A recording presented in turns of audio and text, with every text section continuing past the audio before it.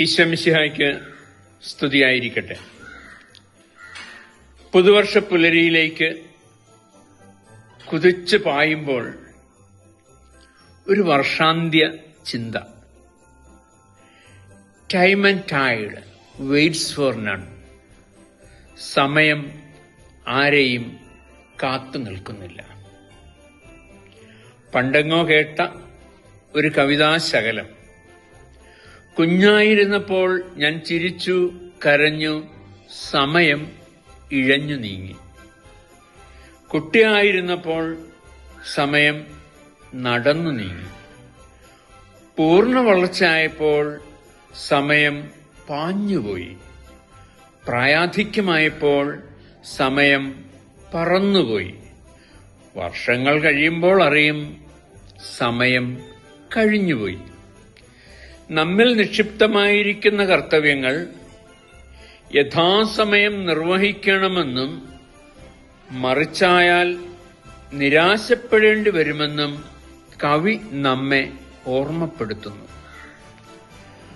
മനുഷ്യജീവിതം പുൽക്കൊടിക്ക് തുല്യമാണെന്നാണ് വിശുദ്ധ ബൈബിൾ പഠിപ്പിക്കുന്നത്.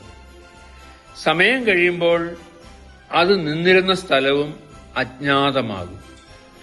അതുകൊണ്ടാണ് വിശുദ്ധ ബൈബിൾ ഉദ്ബോധിപ്പിക്കുന്നത്, പകലായിരിക്കുവോളം പ്രവർത്തിക്കുക, ആർക്കും വേല ചെയ്യാൻ കഴിയാത്ത രാത്രികാലം അടുത്തു വരുന്നു. മരണത്തെയാണത് സൂചിപ്പിക്കുന്നത്. ജീവിച്ചിരിക്കുമ്പോൾ ദൈവം അനുവദിച്ചിരിക്കുന്ന സമയത്ത് നന്നായി ജോലി ചെയ്യണം. കടന്നുപോകുന്ന നിമിഷങ്ങളൊന്നും തിരിച്ചു വരില്ല. അലസത വെടിയണമെന്നൊരു സന്ദേശമാണ് വർഷാന്ത്യ വർഷാരംഭ ചിന്തകൾ നമ്മുടെ മുന്നിലേക്ക് വയ്ക്കുന്നത്.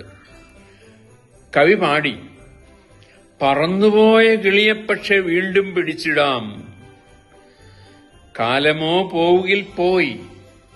സമയം അങ്ങനെയാണ്, പോയാൽ അങ്ങ് പോയി. സമയത്തെ വീണ്ടെടുക്കാൻ ആർക്കും സാധ്യമല്ല. അതുകൊണ്ട് അലസത വെടിഞ്ഞ് അധ്വാനിക്കുമെന്നുള്ള ഒരു പ്രതിജ്ഞയോടെ നമുക്ക് പുതുവത്സരത്തെ വരവേൽക്കാം. ആമേൻ.